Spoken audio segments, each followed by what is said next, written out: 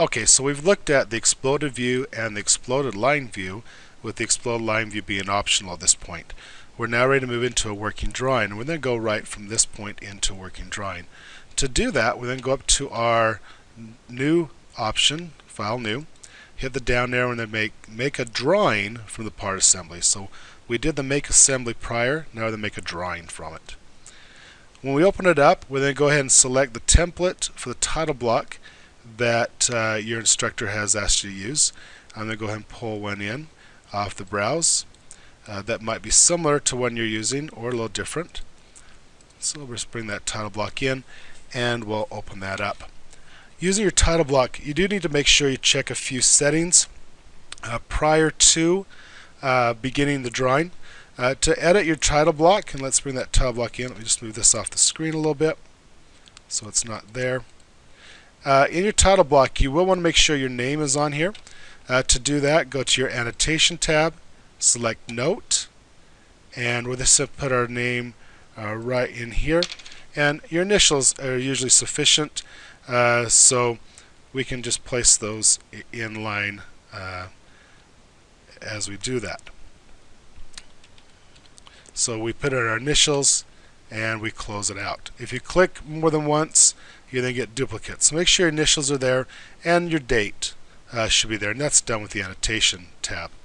Now the other thing we want to do here is understand that maybe we want to change some of the line work on here. So in your sheet format, if you right click on that, you can do an edit sheet format, and that will make everything so you can edit it, so the blue lines can be modified. Text can be changed. To get out of this mode, right click and do edit sheet again, and that takes you back out to the non-edit mode. The other area you might want to look at is you can define a title block, and you can change the parameters and the fields in there if you choose. And so here you might want to maybe put that what we're working on here is the so I can get that field to work here. Come in here to the tip. So we have a text box here that can be changed, and we can go and hit OK on that and make sure that text as well. Again, the annotation works pretty good for that. If I put just a little bit of a note here that this is our wheel assembly, and again all caps on that, and I'm just going to check that off, and so I have a title in my title block. You might want to also verify your settings. So on the sheet option, right click and go to properties, and oh my goodness, we have a situation here. This drawing is currently in the first angle projection. That would be used in Europe and anywhere else but the United States. In the United States we use third angle projection. First angle is if you are the object looking forward. Third angle is if you're looking at the object.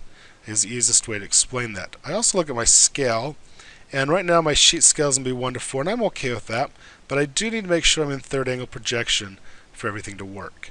So now I verify that, I'm going to place that OK, and now I'm ready to compose my sheet.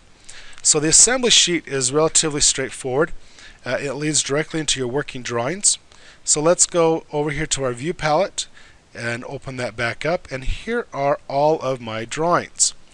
So I'm going to go ahead and grab my exploded view that I created and simply drag it onto the screen, and that's the scale of that drawing at 1:4.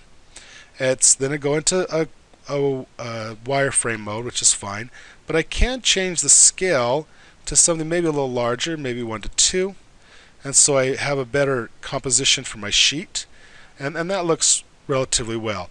You could, under the direction of your instructor, put them into color pieces if you choose. And in this case we'll go either way on that. You can also show things in wireframe with hidden lines. Typically in an assembly drawing we do not show hidden lines. It's a little too much information to be of value. So we're going to go here into this mode and put it color for this purposes, but do verify in the with your instructors the mode that they would like you to use. This places our view here.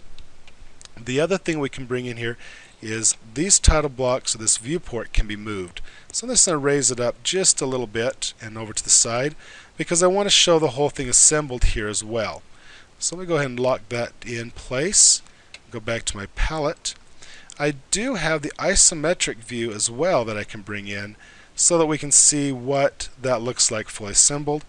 And again, I'm going to go and change the scale on that so it's just a little easier to read. Let me modify my window size a little bit.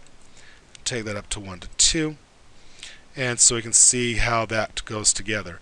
So it may be that this is better colored and that this view becomes the one that I want to change. So let me double click on that to the wireframe so we can see that relationship. But you can toggle those back and forth as need be. But now I see the part completely put together as well as each individual component. Go ahead and create your sheet and verify your views as we move forward and get ready to put in our bill of materials.